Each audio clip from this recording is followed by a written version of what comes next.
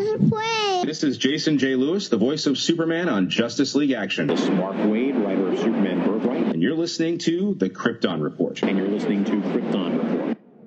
Up in the sky, look! It's a bird. It's a plane! It's the Krypton Report! The All Things Kryptonian podcast, including Superman and Supergirl. We discuss games, movies, cartoons, TV shows, and comics. Find us on Facebook, Instagram, YouTube, and Twitter. Welcome to the Krypton Report. Today's episode is going to be fun because we have some extra people with us. As always, there is the man of might, the muscles upon muscles, the man whose own weights rack themselves at the gym. We're talking about Mr. James Cole. How's it going, James? Pretty good. How's it going, Tyler? I have a little bit of a head cold, and yes, people, it is a head cold. Believe me, this is day 3, and I'm almost out of it. And I know my body with colds. Since the temperature changed, it was 59 this morning when we decided to go on our morning hike. So it happens. Yeah. But yeah, so hear that voice? It's not like me. I actually did have it for a couple of weeks there. You hear that, James? There's somebody else here. You want to say hi? Who are you guys? Who's there? It's me, Solomon. It's me, Sarah. That's right. Today's Hi. episode, we are going to review Superman: Man of Tomorrow, Yay! the newest animated film from the DC film animated films. And Solomon wanted to talk, and Sailor wanted to talk with us. We've watched it twice now, haven't we, guys? We haven't watched 2 times.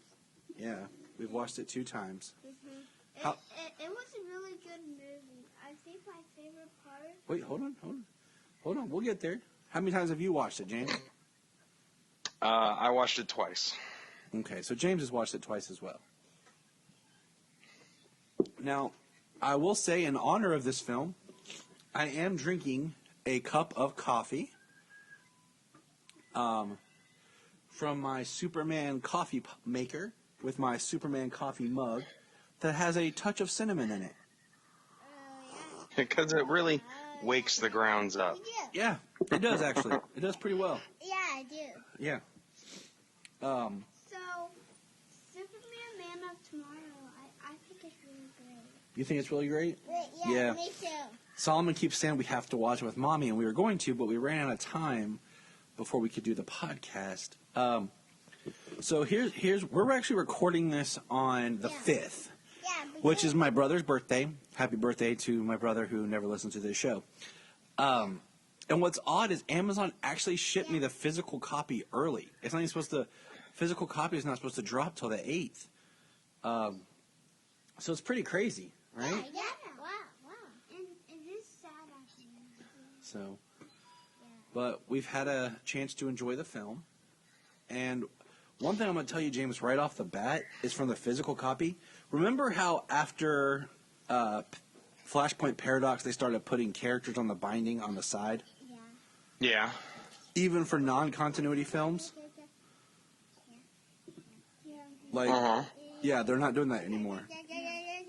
Oh, no? No, it's now like a picture snapshot from the film itself on the binding. So that's different.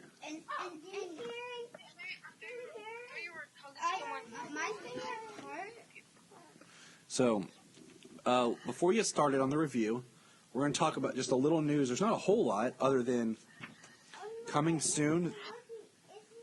This weekend is going to be Fandom Part 2 on the 12th.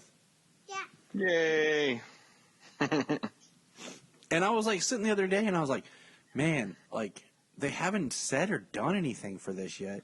And then all of a sudden yesterday popping up on Facebook, on Twitter, and they start promoting it. And I'm happy because they have a filter now that you can ties to your Instagram, Facebook, or Snapchat that like comic-fies like your face with like inside a Batman comic.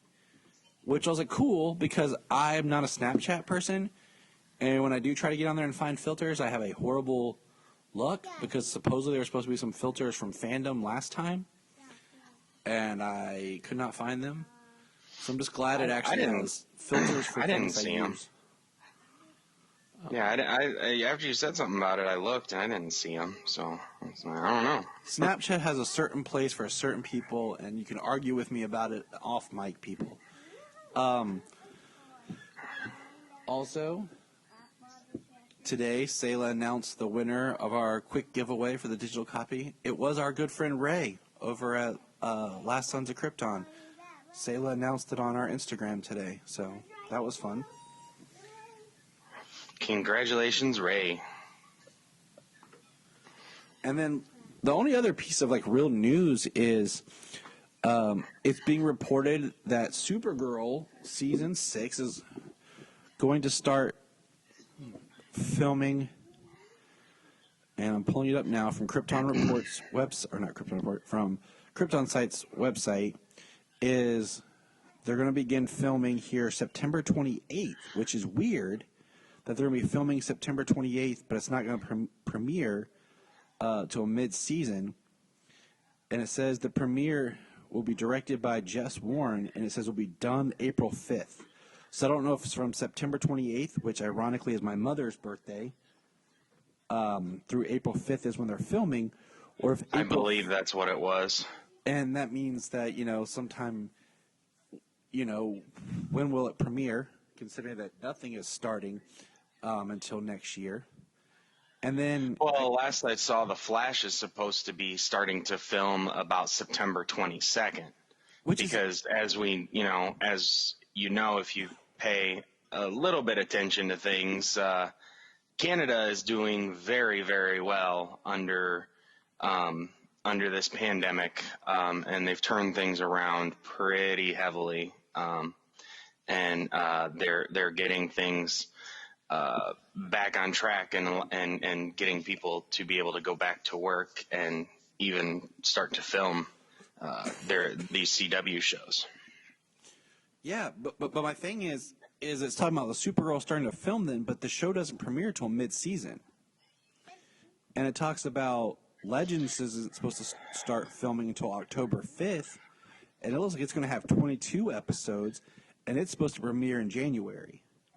But Supergirl is supposed to be a mid-season, so we're looking at probably 13 to 16 episodes for this season. Well, when it comes to TV and these shows, most TV shows, and that even includes the half-hour shows, let alone the 45-minute ones. It takes 8 days just about to film an episode. So with an episode, with an episode released every 7 days, typically, that's what breaks are for and everything during the holidays and the big sporting events and things like that. They need to get on the ball beforehand for them to have time to record, but them to also be able to put these shows into post-production before they can be aired. So, and then I guess that means Superman and Lois should begin filming, because I know it was supposed to start in September as well sometime. So, but that's about all. I wonder how many episodes that show is going to have. Yeah, but we get 2 super shows, and they both have maybe 16 episodes. I'm good with that. Yeah. You have news, Solomon? So, James, do you watch the Snyder cut of Justice League? The trailer, yes. Yes, I have. Probably 35 times. Well, Solomon, okay? Solomon makes sure that everyone who comes to our house watches it. We've shown TT. We've shown Good job, Nana. Solo. So we're very proud of Solomon. Yeah, absolutely. Yeah. Getting the word out there. And the one more person I want to see it's my other grandma. Yeah, my mom. Yeah. In the words of Kevin Smith, Solomon's doing the Lord's work. Yeah. And that I want to have a Superman night with all my family. Yep, we're going to have a family Superman night. He said that today, and I'm like, yeah! Any excuse to watch more Superman. So, with without further ado, let's jump into this film. Quick. So let's look at it real quick here. I'm pulling it up. Just some background. Superman Man of Tomorrow is directed by Chris Palmer, who is new to DC. He's done the Voltron series that's on Netflix. He's directed a lot of those, which I highly recommend anyone checking out. It's a great reboot of Voltron. It was written by Tim Sheridan, who also wrote Reign of the Supermen. And then the voice cast is Darren Criss as Superman Clark Kent, who people might know as he was the Music Meister on the Supergirl Flash crossover. Yeah, in the musical crossover episode. Zachary Quinto as Lex Luthor. You know, Zachary Quinto from Heroes and the Star Trek. But who would Lobo? I'm getting there, buddy. I'm getting there. Ike Amadei as Martian Manhunter. Eugene Bird as Ron Trope. Eugene was Diggle's brother, Andy Diggle, on Arrow. Brett Dalton was Parasite / Rudy Jones. He was on Agents of S.H.I.E.L.D. Ryan Hurst was Lobo. Ryan Hurst being Ope from Sons of Anarchy. So this guy, Solomon, right here. And then as Lois Lane was Alexandria Daddario. And I will tell you right now, for the most part, this voice cast could almost do live action. But who voiced as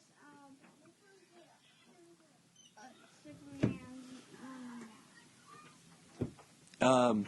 Superman's dad, Jonathan, was provided by Neil Flynn, most famous for playing the janitor on Scrubs. Oh, awesome! And his I did not notice that was him. Bellamy Young was Martha, and let's see, she's done things. Let's see if she's done anything I've seen. She was in an episode of Castle, a lot of TV, like one-offs. But yeah, she's worked. She was in one episode of Supernatural, so yep, CW tie-in. A lot of TV work, so good for her. Oh, she was Rachel in Mission Impossible 3. That was like, going backwards, that was the first film role I see on here. So, and she was in, man, this is old, We Were Soldiers as Catherine Metzger. Oh, wow. But all I'm going to say is, yeah, for the most part, I think everybody in this voice cast can play the roles live action and be awesome.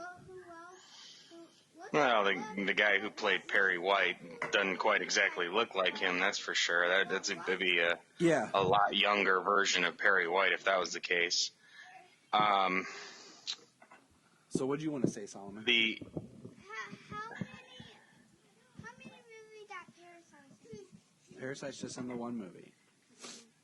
But yeah, when it comes to the voice cast, the actor who also did the voice for Perry White, just as a nod, since it just came out and we both loved it, he provided the added dialogue for Rufus from Bill and Ted 3 Face the Music.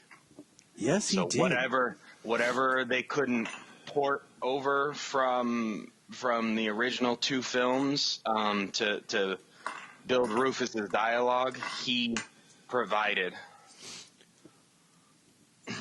He also was you couldn't tell the difference. Oh no, you couldn't. It was great. He was also the voice of Skrull on Wizards, which we just got done watching the DreamWorks animation Wizards, which is the third volume of the Troll Hunter series, which I highly recommend. He also provided the voice of Bruno Mannheim, Calabac, Perry White on Justice League Action, which, pulling this back around, the score for this film was done by, I have it here in my notes, Mr. Ripple, and he did the recent Deathstroke movie, Constantine City of Demons, the Batman with the Ninja Turtles, and Justice League Action, as well as Batman, all the Batman Unlimited stuff. Oh, wow. So, excuse me, pretty good pedigree all around of our performance.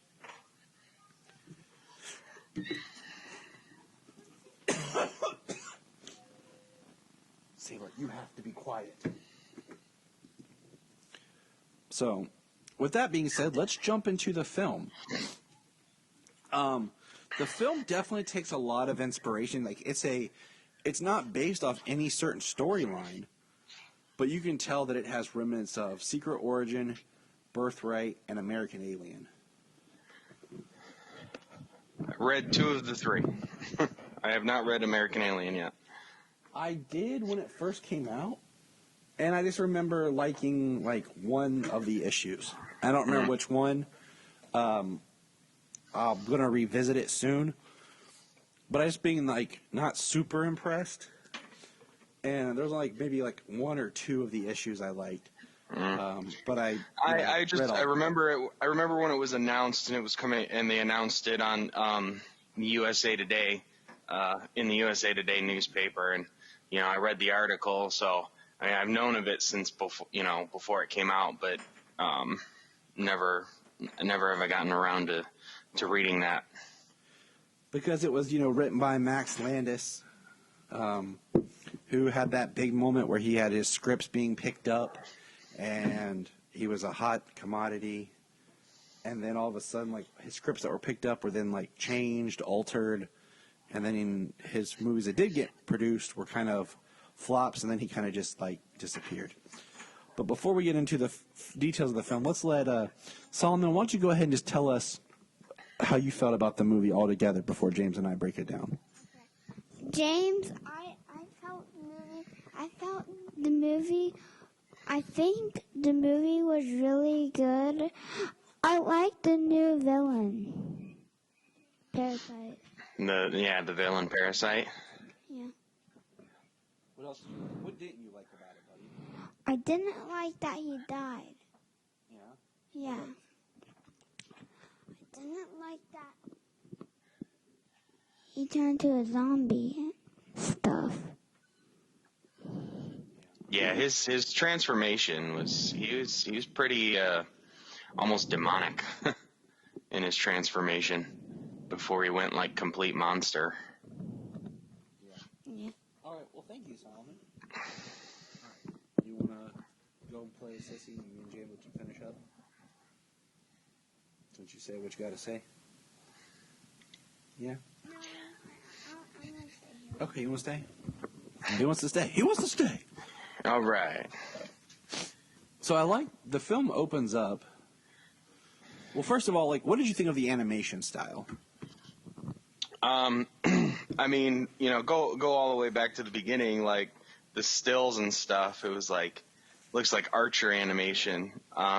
Once we saw it in Flash style. yeah, and then once we saw it in motion, it was could tell it was a bit different from the clip and the trailers. But then when the film came out here, there's a excuse me, my voice is cracking. It was Puberty's tough, man. Third puberty, it's tough. Right. We go through it again. Puberty, yeah. The animation for the most part was like it was really smooth. It was really clean. There were some bits during the action that looked like I don't know. They had a hard time animating what they were trying to show. Just some of the flips and some of the interactions, and like when Superman was hit back by the gigantic parasite, the Godzilla parasite, and he was like flipping through the air, and then he hit the wall and like flipped, and then it was weird because like he flies back, he hits the wall, and then he flips off of the wall, and it's kind of like 2 incredibly fast front flips as he's falling to the ground, and then it's like two incredibly fast flips, and then he's flat until he hits the ground. So it was kind of weird, but Yeah. just a couple of things I noticed like that. But for the most part, the animation's really smooth. It's really clean. Martian Manhunter in his different forms looks really good. You know, Superman looks good. He almost has like a Brandon Routh build. Right. You know? I was thinking about that too. And why did Lobo fight with Kryptonite? Right. I was gonna get there. Yeah, we'll get there, buddy.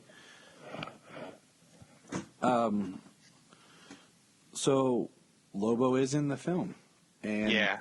His animation, like, I like Lobo. I know you don't. You're not like an anti-hero type of character. I like Lobo.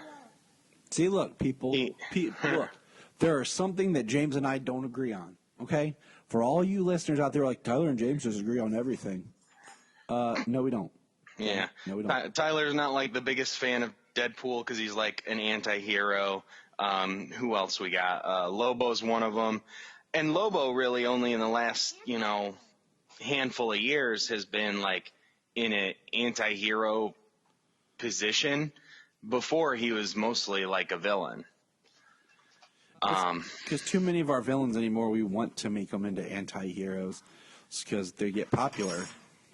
Right. And he's always been a bounty hunter, but and being a bounty hunter is like he could ride the line of being an anti-hero or just a villain, but coming from his background, like he's a genocidal maniac. He killed his entire race and he wipes out his children. He wipes out any parts of him that try to regenerate into another one of him. Like he only can accept one Zarnian and one of him. Like. Yep. Now, Solomon, you had a comment on an anti-hero. What do you want to say? That Red Hood's an anti-hero too. Yes, he is. We know that. So. And that's an anti-hero that Daddy, because of you, has actually really started to like. Yeah. Well, they've definitely given Jason Todd his due in the last number of years since Under the Red Hood came out. The show or the movie. Jason Todd's my favorite Robin. Your favorite Robin or your favorite Bat Family character because he's Red Hood? My favorite Bat Family character. All right. Yeah, because Red Hood's my favorite. We have the Max. We do. For Arkham Knight. But, all right. So now we'll get into the film proper, okay? You'll have to bear with us. James and I aren't used to this. It's only 5 o'clock, people, and we're recording. And that's not usually James and I's cup of tea, so we're getting used to this kind of thing. So, Well, it's kind of cool, that we're not like real tired and, by the end we're just like, okay, we're done. it is. It's nice. So the film opens up where Clark is watching a horror movie, like a 50s B movie, where the villain turns out to be an alien and just starts crying. And I thought that was a really interesting place to start. And he doesn't have glasses. And then Jonathan picks him up. And then the next part, we see him with glasses. Yeah. They don't specify, but I'm assuming it was at Pete Ross's house. That's a good hit, Kenan. I'm behind that. Or even Lois. Or even Lois. But it was a boy. Yeah, it certainly wasn't Lana. It should have been Lana, but And they only looked like they were like 12, 13 years old too, maybe. Yep, I agree. Because of the next scene where Jonathan is talking to Martha and Clark has his glasses on and he's playing with his little pyramid. So the cube reminded me kind of like the Birthright Their tablet thing he had.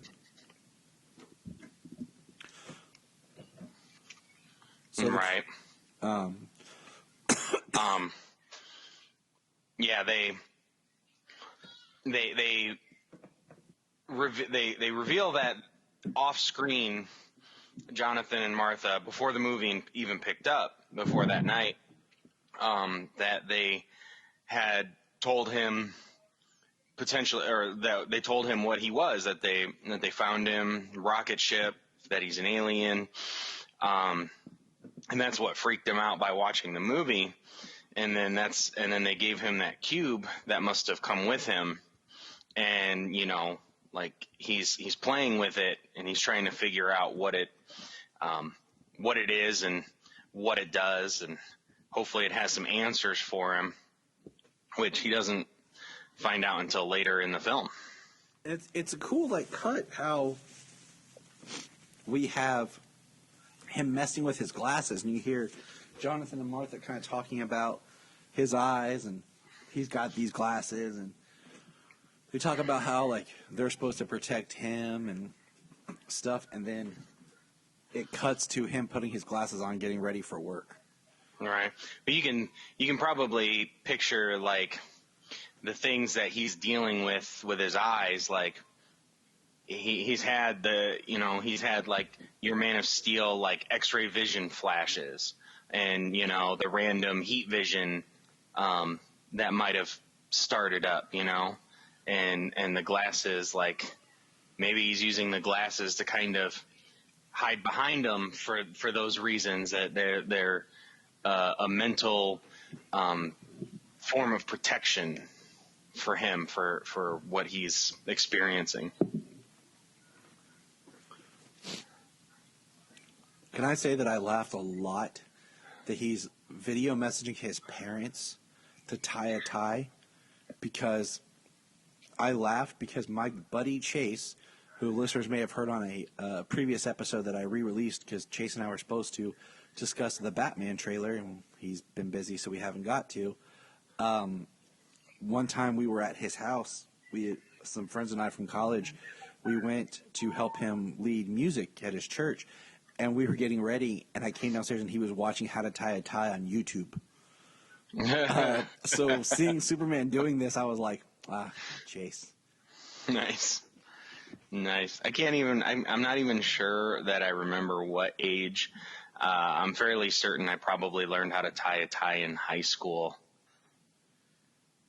but not what for. I always forget one step. There's one flip that I forget, so my tie's either really long, or I screw up and it just, because I don't. And you gotta undo it and do it again. Yeah, I don't do it enough, so I just got to the point now where I tie them, and I just leave them tied. Yeah, I still have to think about it when I do it, because I don't tie a tie every day. It's not like I wear a tie to work or anything.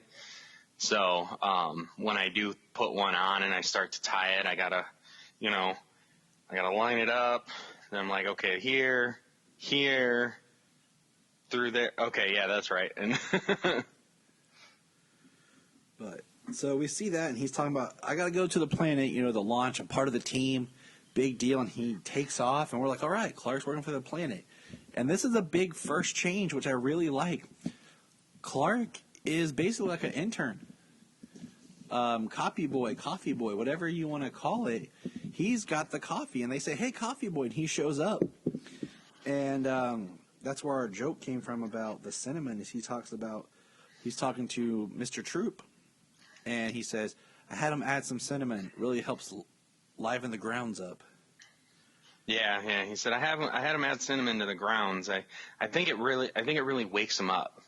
And he gives him the coffee, and he gives everybody else their coffee, and then the whole Lex thing happens, which I'll turn back around on here in a second. But then he goes up to Rudy Jones, who's a janitor for Star Labs at this time, and he gives him his coffee, and Rudy takes a drink of the coffee, and he's like, oh, the cinnamon really wakes it up. And he's like, I thought the same thing. So it was a nice little joke in that opening in that sequence, that opening adult sequence there.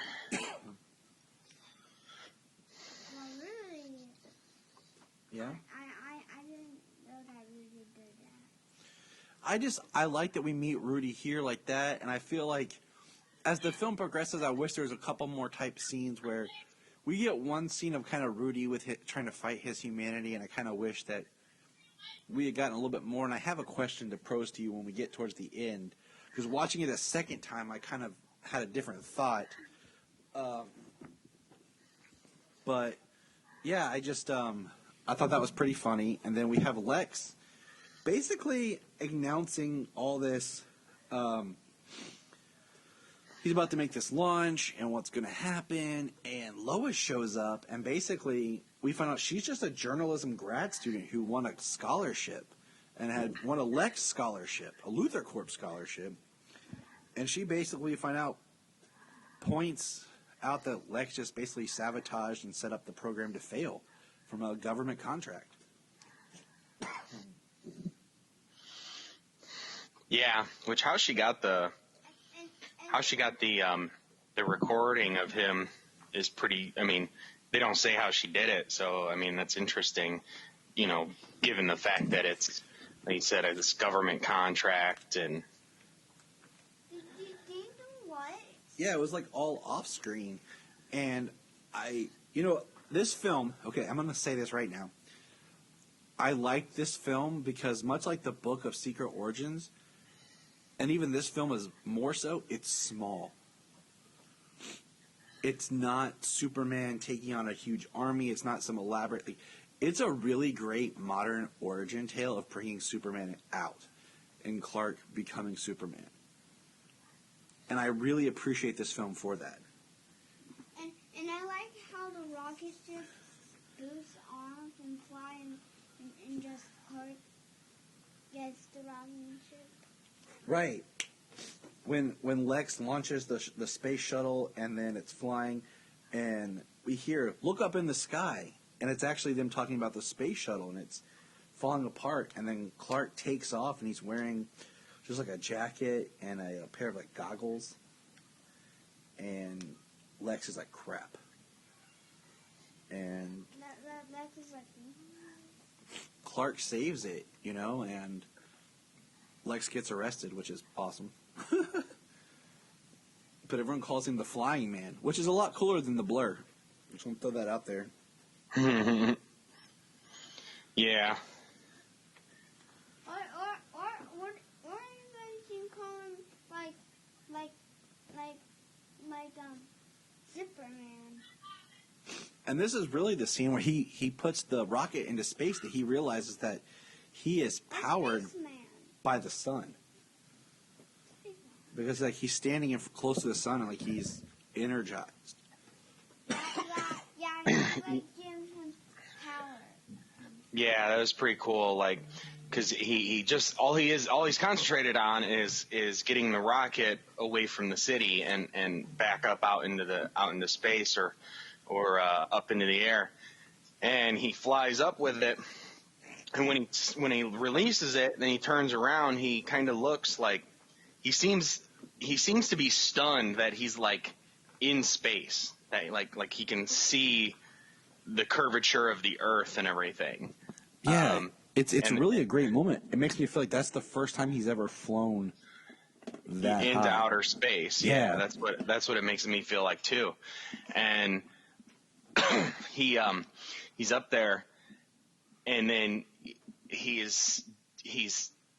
and he looks at the sun and he can start to feel it. And I was like, that's really cool, because he's outside of the atmosphere. He's beyond the clouds and beyond our air and our atmosphere. And he's getting the full force of the sun's radiation on him in space without anything blocking, anything being in the way. So this is kind of the first time too that he realizes how the sun is really charging him and powering him up.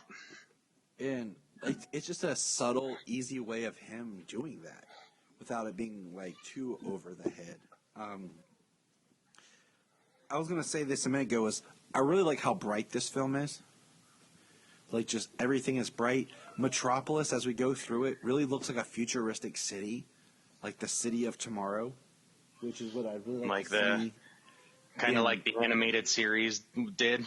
Yes, which I'd love to see more in a live action. Like, I said, it'd be kind of interesting to film, like, for like your major city, like your skyline and stuff, using like Dubai and stuff like that, where it's really different architecture, and then like digitally clean it up and like add things and change things to make it feel like a city, an American city, but really making it feel like something else. Right. What are you doing? You're not supposed to have those down here. Yeah, the city was pretty cool. It's kind of cool. And then the next thing they go into the Daily Planet, and that's where Perry White reveals Lois Lane to be a new recruit reporter. That she's part of the team, and that she was a grad student, and she wasn't a reporter before then. At least, employed by the Planet. So, and I really liked Perry White's. Perry White. They all hate you. Yeah, like that couldn't have gone better. No, like what you're saying, like yeah, she was a grad student, and this story is really kind of Lois and Clark coming up together, but she's just like one step ahead of him. Instead of being like she's been a reporter big time already and Clark's coming into the fold, this really is just her being one step ahead of Clark. Yeah. I mean, she comes out the gate extremely strong by taking down frickin' billionaire Lex Luthor in the space scandal. But so she is a reporter, and she is one or two steps farther along than Clark, but definitely cut her teeth with a great story, and got her name probably national and worldwide right out the gate. Like, so that would make Lois Lane this very tenacious and big name to look out for coming up, because she took down one of the biggest scandals ever. Well, as Clark says, the most powerful person on the planet. Now we get the first time that Lois and Clark interact is in the copy room, and Solomon. Well, that's interesting. That's interesting though. That's interesting though that he says the most powerful person on the planet, with knowing what he can do himself. He doesn't consider himself the most powerful person on the planet. This version of Clark Superman is very humble, and I like that. Solomon, why don't you tell James and everybody listening, what picture did Lois have with all of her papers? Who else was there? That she had a Batman picture, and I thought that was really cool. Yeah, with a Post-it on it too that said "nice cape." And I think that's kind of funny because that's where they get the idea for the cape.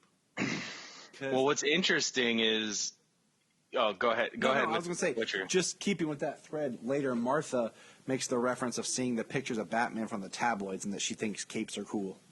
Yeah, well, that's what I wanted to bring up too. It's the same thing. It's the same conversation. She says I got the idea from that nice Batman guy I always see at the checkout. Like, so this isn't the version of Batman where we get in the animated series where she's like we don't want them to confuse you with that crazy Batman guy from Gotham City or whatever, like, so when and if we get a Batman that exists in this same world, like, how's he going to be in comparison to what we've got to Batman from before?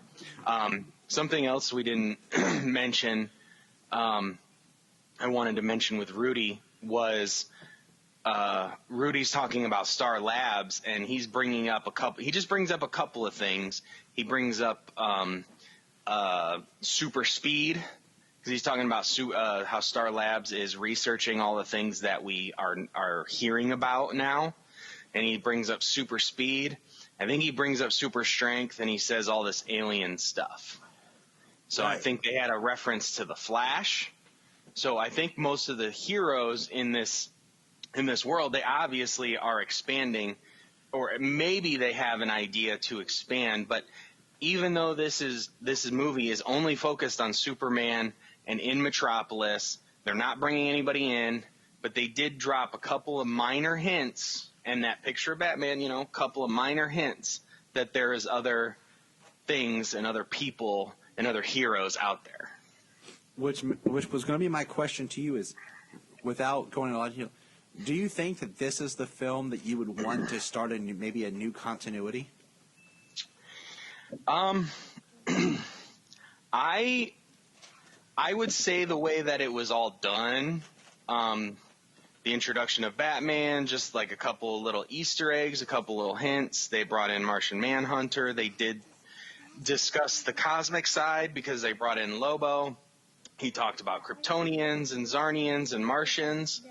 So they did kind of open up the idea of the cosmic side.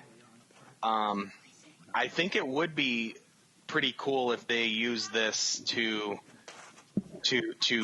springboard more characters. Focus on those characters in their own films, their own stories. And same thing, just drop a couple little Easter eggs, like the next movie being, a Batman movie or a Flash movie. I'd say a Flash movie. A Flash movie in this universe. We've had plenty of Batman.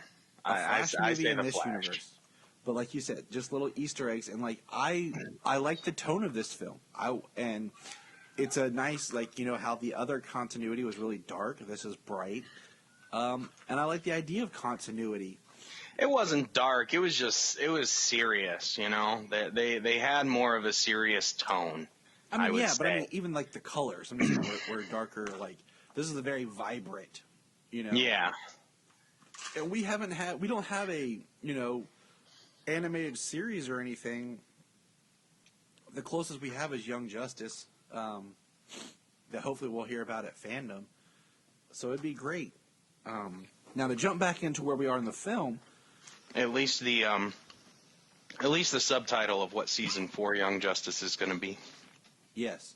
And in that Batman is a little bit he's my favorite. I know you like Batman. It's cool. Yeah. I mean, just real quick before we dive back in, I am hoping, because Young Justice season 3 ended over a year ago.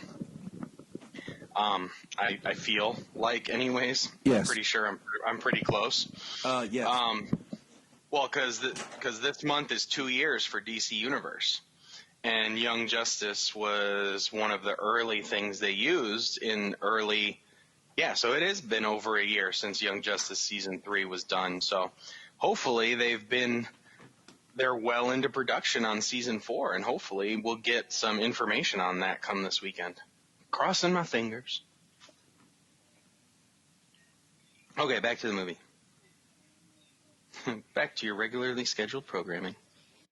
So Lobo shows up, and here's the one mystery. After watching it twice, we don't know who hired and sent Lobo. Because they said there's a bounty on the last Kryptonian, and Lobo's just as surprised to be there that Clark, has powers. Because, he says, "Are you sure you're from Krypton?" And Clark goes, "Kansas, actually." And he's like, "Well, something in Kansas made you strong." Right. And so we don't know who sent Lobo, like who put the bounty on the last Kryptonian.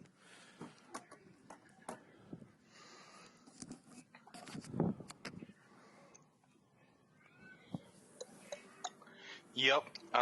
Yeah, that is interesting.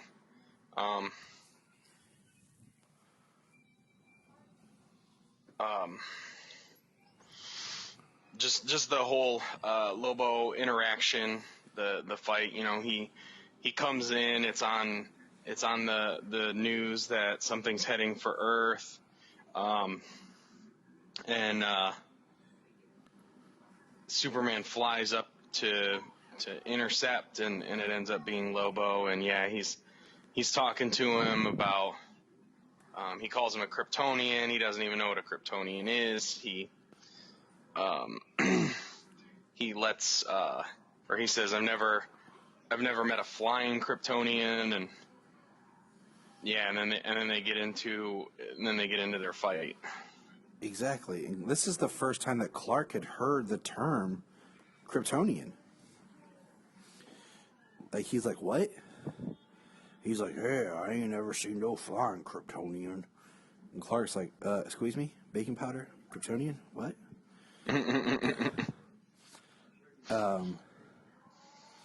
So I just found that interesting. You know, the fact that this was Clark's first time hearing that name. And now, as you know, he'll hear it again later from Martian Manhunter, but this is his first time hearing it. And it's just interesting, you know? That the first time he hears it is when he's being hunted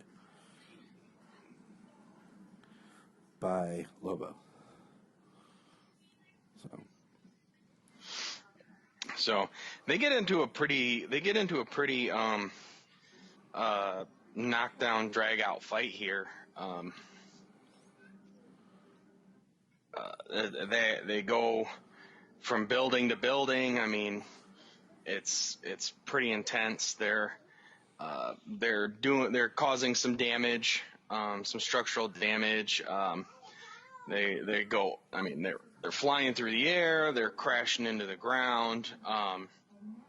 Superman's re-entry burns off all of his clothes.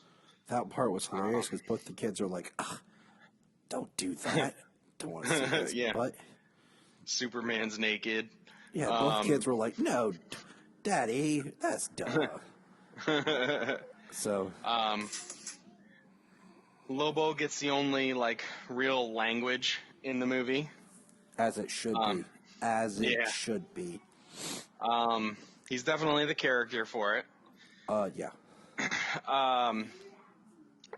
And the fight was pretty cool. Like, you know, Superman's fighting him. He knees him in the face, and then he smashes his head into the ground.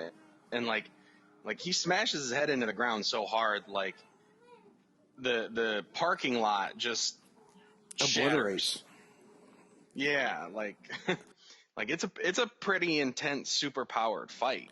And you have to think that this is probably Clark's first time actually ever really fighting anyone with superpowers.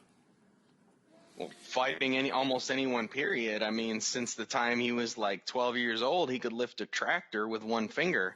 I mean, like, which was so dope, but you know. Yeah, so it's like, you know, in Smallville before there were meteor freaks and he had some powers, like, they wouldn't let him do anything. In Man of Steel, when kids are bullying him, he has to hold back because he knows what he can do.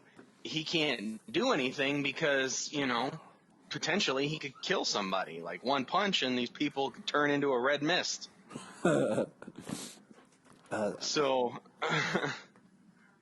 this is true. You're right. You're absolutely right. So he's never fought anybody before. More than likely, you know. So he did pretty good. I mean, yeah. I do like how he, you know, like you said, when he flies down on the re-entry, he stops right above Lobo and goes, "You're right. This was the more fun part," and then just pops him in the face. Yeah, knocks him out. I do like that Lobo pulls out a machine gun that shoots knives. Yeah, that was pretty sweet. And he has a place on his bike that pops out cigars. Yeah, and he also had like a storage of like electric alien leeches or something. Yeah, and Clark's using his heat vision to not, you know, get rid of them. And I mean, and what's interesting about the fight is during the fight, Lobo has a kryptonite ring. Why does Lobo have a kryptonite ring? That was interesting. And he did say, oh, what did he say? He says that your planet was the reason for, like, destroyed or whatever. I thought that it was, you know, it was your destruction. Something like that. Yeah, but he actually, like he wanted it. You know what I mean? It made it sound like he went and took a chunk of Krypton and carved a ring out of it. Right. Like the idea that Kryptonians were responsible for their own destruction. That from his perspective, the fact that he destroyed his entire race, and that Kryptonians did the same thing. They destroyed themselves. Like, in his twisted mind, it seems like that was something that he would like, because they destroyed themselves. I'm gonna get a piece of Krypton and have it as a friggin' piece of jewelry. Right. You know? Because there's no reason for him to be like, oh, Kryptonite, Krypton, you know, this is gonna hurt you. It was. He didn't act like surprised when it weakened him, when it affected him or anything, but he also didn't act like, yeah, well, makes sense that this is that, you know, that this would do this to you. It was very interesting. That's all I'm going to say. It was just very interesting that happened. Now, but they bring it back around for a couple of reasons later on, too. They do. And it's interesting that, is there kryptonite on Earth? That's a question that we ask, because Lobo brought that with him. And it doesn't seem like Clark has ever encountered any kryptonite until that moment with Lobo. Yeah. Well, in this version, we don't know, is this a version like Richard Donner, where Clark flew through space and chunks of Krypton made it there? Or is this like Man of Steel, where it would have to be like created? Because he was sent through a portal, you know, and from the other side of the galaxy, and the chunks of Krypton, you know, didn't come with him at the same time. So what were you asking, Solo? All right, Solomon, what do you want to say? Parasite turned really big. Like, he gets all kinds of spikes. Yeah. Which is a interesting way that Parasite's created from a grenade that Lobo throws that explodes in Star Labs with like a purple energy-sunking goo that, you know, molds with Rudy. Yeah, it was interesting the way the and that's how, you know, Parasite is created. Yeah. Created from that alien goo. They did kind of give like some sort of little explanation as from Lex's perspective. He gave some sort of explanation, but it was just kind of off of his head, you know. There was no research done on it, on Parasite or anything. It did, when Parasite does grow, I was like, and when they did a close up of the face and everything, I was like, man, it's Godzilla. Like, and it looked just like that Godzilla film from 1998. Yep. Like the mouth, the chin, and everything. I was like, man, that thing looks just like Godzilla from that 90s movie.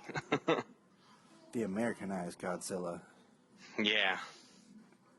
No, I mean, you're exactly correct, because I even had that in my notes. Like, because what's interesting is, so going a little discussion here about Parasite for a second. We've seen Parasite in different animation. Haven't seen him recently in any of these films. He starts out very human, and he looks just like kind of a diseased man. Kind of remind me a little bit about how Blight looked in Batman Beyond, with when he was sick with like the patches and stuff of skin. Okay. And Solomon, you know, he really hated like when Parasite would touch people and like absorb all their energy. They'd look like dried zombies. Yeah, they'd look like mummified people. But then once he got to Lobo's cage and like he attacked Lobo's cage and he hit that, that's where like it was the catalyst to start to turn him more like the lizard-looking creature. And then from that point on, the more energy he got, because, you know, I thought about, well, maybe it was because he touched the aliens, but it was like he touched the energy around Lobo's cage, and then from then on, when he got more energy, he kept getting more and more, like, monstery. Right. Well, it was like so it was an alien goo that had changed him into what he became, into the parasite. So, like, yeah, the more energy he absorbed, and it was that high voltage electricity from that cage that he was absorbing that eventually did, yeah, change him into that, I don't know, reptilian or xenomorph looking creature. Yeah, it's like a hybrid between, like, Xenomorph and Godzilla is what it looks like. Yeah. Like, the only thing that I just went with it, you know, the transformation and stuff all the way so to did the I. end. Yeah, I mean, so the did one I. thing I didn't like was how it changed his legs to frickin' little peg legs. He was Yes. running on little peg legs instead of like changing his feet into some kind of amphibious reptilian style foot where the heel is up, you know, kind Yeah. of thing. Running on the toes, that type of thing. Change it into some kind of just like little peg legs sticking down. I was like, that's weird. Yes. Like that was a terrible animation choice right there. I noticed that more the second time watching it, and I was not happy with that. Okay, so one thing during the fight that helps bring Lobo down, we hadn't mentioned yet, was Martian Manhunter shows up. And he had been tailing Clark in his human Sean Jones form. And he shows up and reveals himself, but he reveals himself in his straight Martian form. Not his more humanoid Martian form, but like his actual Martian form. And I thought that was interesting and odd at the same time. But he says later that it was to try to give Clark time and to offer Lobo something of equal value, being that Jean perceives himself as the last Martian.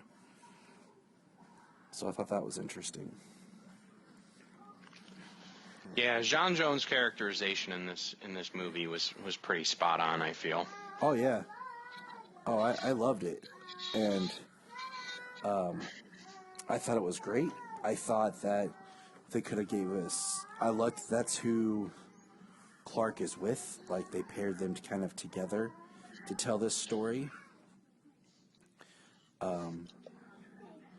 Solomon told me today that it should have been called Superman versus Parasite and not Superman Man of Tomorrow. He didn't like that. I thought that was kind of funny. But well, everything's not the person versus person. yeah, Solomon. Not everybody fights.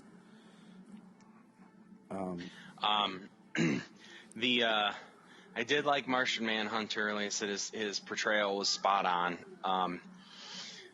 I like how he interacted with Clark and his family. The interaction with Lobo. How he, I thought, I was like, why are they gonna incinerate him in his first appearance? You know, when Parasite used heat vision. And like part of it was a psychic projection, so that way he could recover, which is what he explains later on after he shows up again. Yeah, that threw me. I literally was like, I literally stopped and was like, no. Right. So what did you think? What did you think about the super suit? The suit, how it was created. So I like the whole Martha loving the cape, and she put the cape on it. Because earlier we saw the scene where Clark was, he tried on like his sheet as a cape in his room. Right after he saw the picture of Batman with the post-it on it that said "nice cape." And then when he flew out, like it came off. It does go back to being Martha that creates it with the blankets. And they say they went through 16 bandsaw blades to try to cut the material. And she hopes that, with all his activity, because they can't afford to keep buying him nice clothes for him to tear up. Yeah, which I like that. We went through 16 bandsaw blades. Like that's a lot of blades to cut fabric. So she's like maybe I don't know if it'll hold up to what you're gonna put it through, but like it burned up 16 blades, so it'll withstand quite a bit. So I'm cool with it. I mean, that seems to be like everyone's favorite is his mom made it for him, and which is fine. It's fine as long in my opinion. I mean, the idea of the bioelectric aura is an old school idea. So it's like okay, sure. Even if that was the case, the bioelectric aura and his clothes are fine, wouldn't he have to replace his cape constantly from getting burned up, from getting torn up to shreds? Like, you know what I mean? It's not like he has a bubble around him.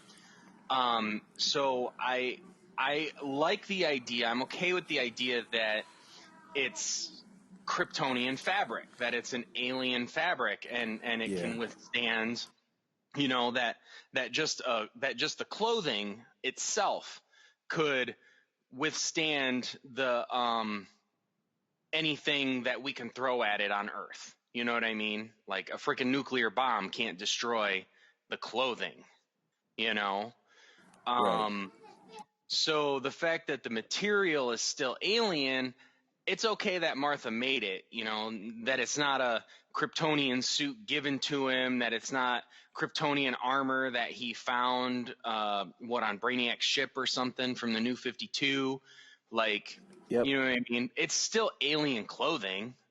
It was just his mother made it for him. It's a blend Which is of okay. alien material with Martha's good sense of sewing. Yeah, Martha's homegrown sensibilities. So which in that same vein, the S goes back to meaning S for Superman. Because, Lois names him, Luthor says, what's the S for? And he says, Superman. Well, yeah, I mean, and also we didn't get we didn't get very much interaction with him learning about his past at all. There was some, but very little. And it wasn't like, this is our family crest, this stands for this or that. He saw it. He saw the crest. He saw what it was. He learned about what happened to Krypton, kind of, and that his parents, sent him away and saved his life.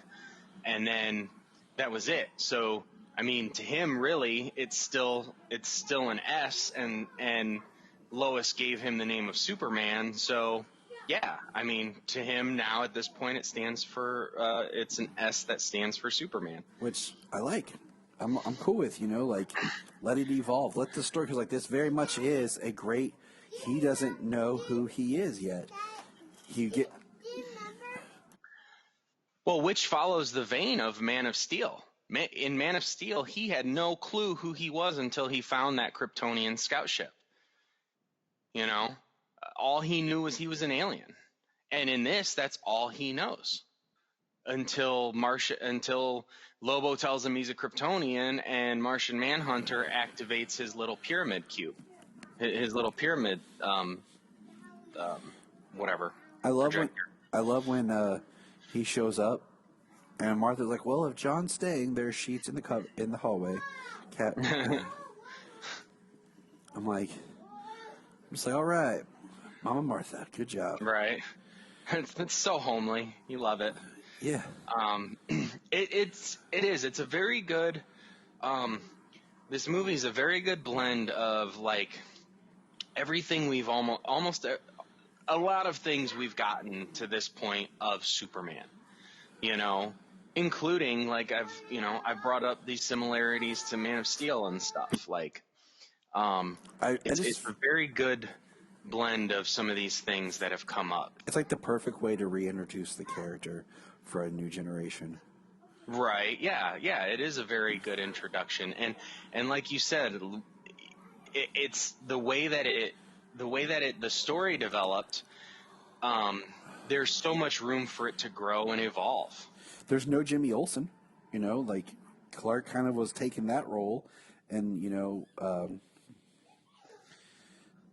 maybe potentially like Jimmy get tired if they do a sequel because Clark's moved on from being Coffee Boy.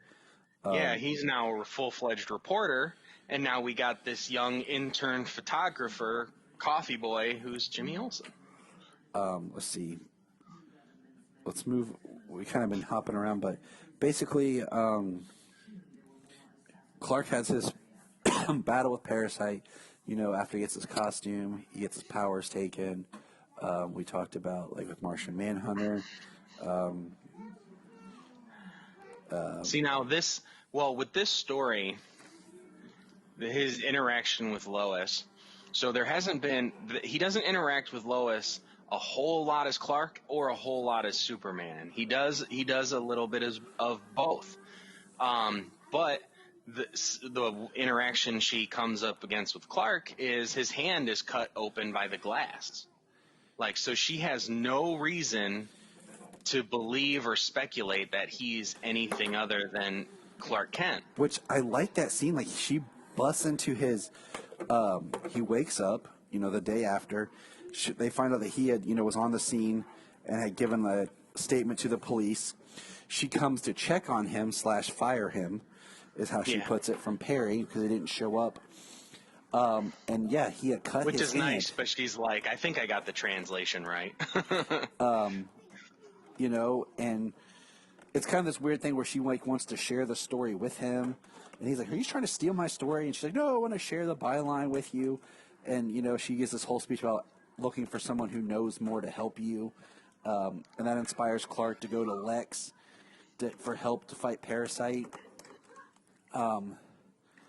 So it's a really cool scene, and like them two kind of, like you said, connecting a little bit more. And I think it's very true to Lois. She's very strong, but yet at the same time, very much in this isolated and alienated, just because it seems like nobody else wants to deal with her. Yeah. At the planet. So, I mean, it's, how, I've spoken about how I think these days the idea that she works in a desk across from him all day long, and they work together out in the field all day long, and then she comes face to face with Superman on such a regular occurrence. Like, it's a disservice to the character that she doesn't realize that he's that they're one and the same for so long. Right. They even had to invent in the comics that the glasses were Kryptonian made that gave a low hypnosis, that people who saw Clark were like under this like light hypnosis, so he looked different. Exactly. So like Man of Steel, the idea was for her to find out who he was right away. So like in this, they run them parallel, and they're just close, But I think like if we were to make a sequel, this isn't quite like even like Superman the movie, and then go to Superman 2, where in the sequel she finds out who he is. I'm not kind of like running those parallels to it, but I think that if they were to write it, I think they would actually make it very natural and organic, and not do like 3-4 movies or something like that where Lois doesn't know he's Superman. Right. You know, I think that trope is old school, and it's a disservice to the character now.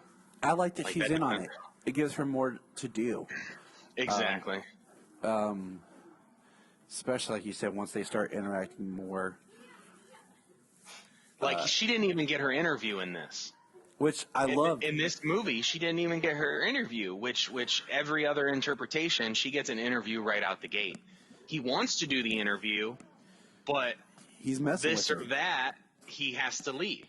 Well, I mean, she talks about, she's supposed to have an interview. She's like, right now, she's talking to Clark saying, the Superman's on the roof waiting for me to do this interview. It's a power move. I'll have to cancel. And then, he'll be begging me to reschedule. And then she talks about going to interview Lobo. Well, then at the end, she comes up all the stairs, and there's Martian Manhunter and Superman talking. Martian Manhunter leaves. Superman says, I have to go, Miss Lane. We'll have to reschedule. And he flies off.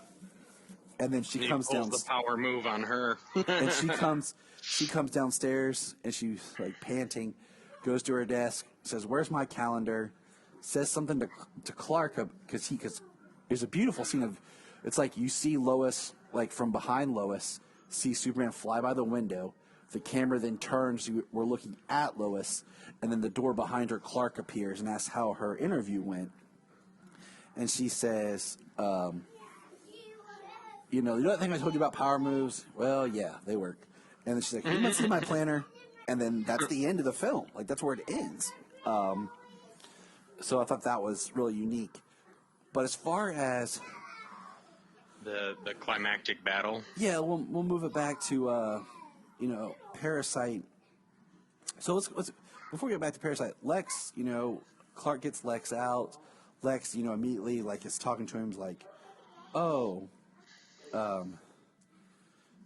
you're powered by the sun," because Clark's talking about, I need help getting up into space into sun because I'm depowered. And they're trying to figure out how to defeat Parasite. There's a great quote in the battle before they go for the final climax I wanted to bring up, is where Superman, I gotta use the terms right, Superman turns to Lois and says, "You're right about my origins, but not my intentions. Please, don't run your story. It should be me that tells it." I thought that was just a really great quote. Yeah. But I forgot to mention that. But anyways, so Lex is like, he has a plan with Lobo and Superman, how they're going to go and defeat, Parasite. Basically, if Superman, they're going to use the weaknesses. Like, anyone that he touches and absorbs, Parasite will absorb their weaknesses. So they have the Kryptonite ring that Luthor puts basically in a gun to shoot. And we find out that it only lasts for so long. Or no, I'm sorry. Reverse that. Lobo has the ring, goes up and starts just pounding Parasite in the head with the ring. And Lobo gets squeezed and crushed. And that's when they find out that the weaknesses only last for so long with the power he absorbs. Clark flies out there to give him, as he says, a weakness so that Lex can go and take the ring from Lobo. And that's where Lex puts it in his gun, then basically decides what he wants to do. Excuse me. Who he's going to turn on. Because, Lex is only after himself. Yeah, he's only out for himself. Yeah, he uses the ring and he puts it in this what did he call it? Magnetic amplifier or something like that. And he amplifies the radiation basically from the Kryptonite ring and uses it to blast Superman. Like, he tries to take the opportunity to take out Superman at the same time. Because that's It's a very Luthor. Lex move. Yeah. So it's the fight is actually we're kind of to the fight where we're with Parasite again. This version of Parasite, they do express that there's these limits, time where he has the powers and where he has the weaknesses. but it doesn't seem like he's becoming weaker as time goes on, because his hunger for power is growing. And his physical body is still massive. Yeah, and he doesn't revert back. So that was kind of a weird thing. I mean, I thought it was weird the first time he transformed into this giant creature and they were fighting. But the fact that he continues to absorb and then grow, and then how the battle ends, I'm like, well, I guess if they're going to do that in the end, then, you know, it's okay that it went this way. You know what I mean? So you don't find it until the end. You don't find that out until the end. So you're like, so okay. I have a question about the end here in a second. So we have a really cool scene where there's people on the bridge who are like throwing stuff, yelling, and Lois is reporting. And basically the people's perception of Superman is human, and that Parasite is an alien. Mm-hmm. And Superman comes over and starts basically, no, this is Rudy Jones. Something happened to him, and he is human. And he's like, I'm the alien. And he starts talking and explaining everything. And it's really great because we see some cutscenes of Rudy, like, as a combat veteran. He got the Congressional Medal of Honor. And that's where I feel like I would have liked a little bit more time with Rudy. Because we also find out, like, he's got a daughter in first grade and another child on the way. And it's very heartbreaking because we get that story. But so in the final battle, you know, Clark starts talking to Rudy like, if you have absorbed my powers and my memories, you also absorb my heart. And he's trying to appeal to him. And Parasite sees a woman and a daughter on the bridge that looks like his wife. Makes him think of his wife and daughter. And this got me thinking because they had a power plant, was a plant or whatever set to explode. And I think they ended up doing like an overload on the plant. And Parasite goes to absorb it. And the second time I watched it, because the first time I kept getting distracted because I have children. The second time I took it, and did you take it that Parasite was going to stop it to protect everyone?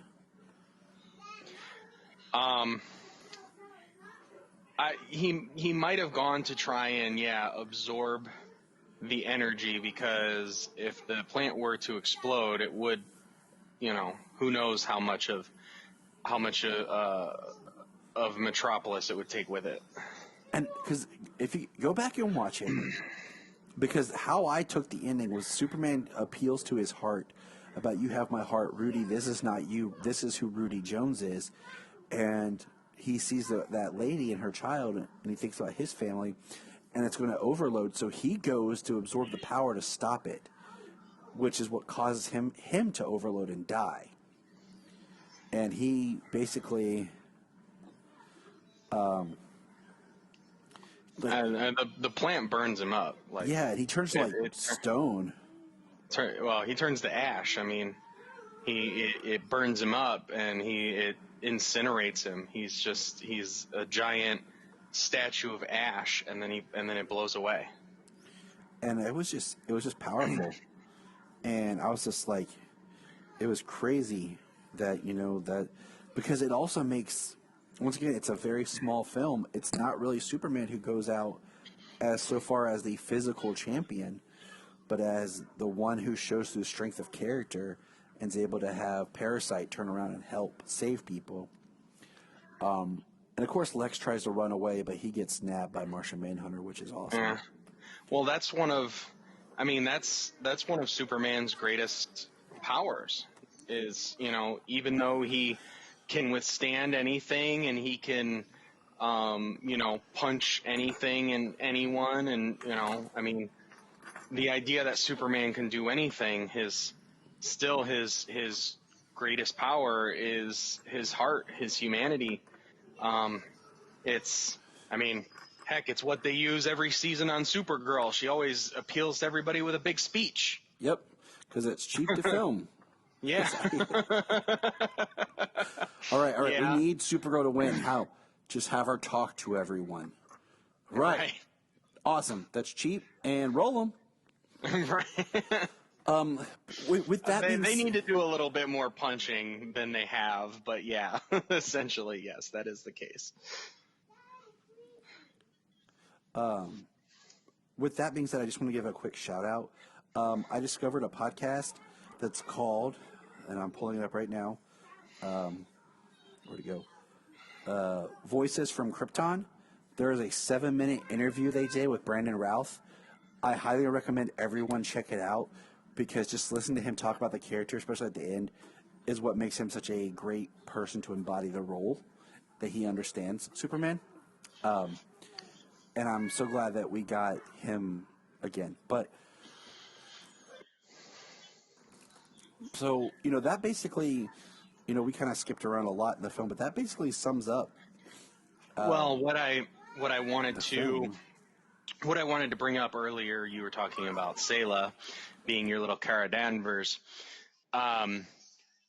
Before the very end, the 3 aliens are on the roof. Superman, Lobo, and Martian Manhunter are all together, and they're talking. They're having a conversation. Lobo talks about how being the last of something raises the bounty. There's always the last of something, but it's never the case. So Jean asks him and finds out that there's other Martians out there. And he even says that there may be 1 or 2 Kryptonians floating around out there. I mean, we could potentially get a Supergirl. We could get a Zod and some other things in this version's film continuity. I thought about Argo City even, something along those lines. Right. Because like I said, Kandor. I like the bottle city of Kandor. I mean, it's floating around. I like this version. I would be completely okay with continuing this film and having a sequel to it. If it's not a new continuity, just give me like a trilogy of this Superman and of this, series, because I feel like they set up a really good. Yeah. And you know what? You said trilogy. I think when you even think when people think and they say trilogy, I think it still limits you. You know what I mean? It does. As long as they keep coming out with compelling stories, give me 4, 5, 6 Superman movies in this same vein, and give us more characters, more villains that we haven't seen in so long on screen or ever on screen. That's why I love that they did Parasite. He's such a easy villain to do, but has a very strong story. And especially for a Superman first starting out, because I meant to mention this. On the bridge, Parasite goes to punch the bridge and destroy it, and Superman flies and stops his fist, which of course, he's touching Parasite and causes him to, be drained. And it would just show that he was putting himself out there to save people. Yeah. Yeah. So, I mean, I enjoyed this movie. I am going to be picking it up on Tuesday, my physical copy, and I will be watching it again and even paying more close attention. I mean, the first time I watched it, same thing. I got kids. They're not as young as yours, but mine are still young and they still need me for things. And so same thing. Both times I watched it, I didn't get to just 100% sit there and watch it so I'm sure I'm missing something here or there. Yeah, I think we covered it pretty good, but I'm sure there'll be more that'll fester. Yeah, so that's a high I'm definitely recommend. looking to check. Yeah, I'm definitely looking to check it out again this week. Later on this week after I pick it up on Tuesday. I give it an 8. And I think mainly I give it an 8 because I'd give it a 9 if excuse me, there were some things that were done differently on the Parasite side, like. But other than that, yeah, it's a solid like 8.5. I love everything with Superman. Oh yeah, and it's this a great origin story. Tons of room to evolve. They really nailed the character. They really nailed a lot of the characters. The cast was great. The story was good. The route that they took with Parasite, like I said early on, and especially when he first grew into Parasite, I was like, I don't like this, you know. But then come the end, when he does that and he gets incinerated, I'm like, okay, well, it makes sense that if this is the route that he's going, he's becoming this powerful, he's doing this, he's growing, and there's no reverting back. Like, it makes sense that they went this way, and I kind of I backed off of it. That I was like, no, I don't like this. I was like, I accept this. Yes, I agree. And like I said, also it's very interesting that we don't know who sent Lobo. So that's Yeah.